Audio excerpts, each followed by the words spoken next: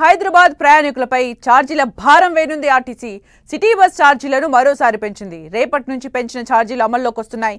ఉచిత బస్సు భారంతో రేట్లు పెరుగుతున్నాయి. ఆర్టీసీ నష్టాలను పూడ్చేందుకు నిర్ణయం తీసుకున్నారు. హైదరాబాద్ మహానగరంలో ఆర్టీసీ బస్సుల ఛార్జీలు పెంచేందుకు తెలంగాణ ఆర్టీసీ నిర్ణయం తీసుకుంది. హైదరాబాద్, సికింద్రాబాద్ జంట నగరాల్లో నడిచే బస్సుల్లో ఛార్జీలు పెంచాలని నిర్ణయించింది.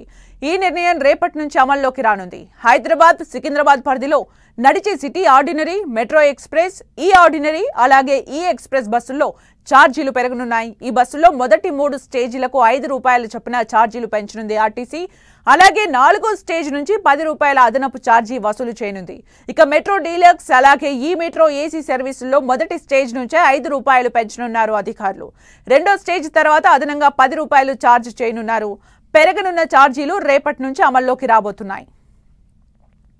మహిళలకు ఉచిత బస్సు పథకంతో పాటు సేవలను మెరుగుపరిచేందుకు ఈ నిర్ణయం తీసుకున్నట్లు ఆర్టీసీ ప్రకటించింది.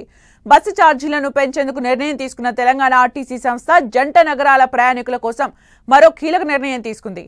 హైదరాబాద్ ఔటర్ రింగ్ రోడ్డు లోపల మొత్తం 2800 ఎలక్ట్రిక్ బస్సులు తిరిగేలా ప్లాన్ చేస్తున్నట్టు తెలుస్తోంది.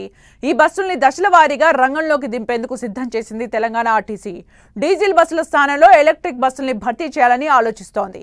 ఇందుకోసం అదనంగా 10 డిపోలు, ఛార్జింగ్ స్టేషన్లు కావాల్సి ఉంది. వాటికి మెయింటెనెన్స్ స్థలాలు కూడా అవసరం. వీటన్నింటి కోసమే ఛార్జీలు పెంచుతున్నట్టు ఆర్టీసీ ప్రకటించింది.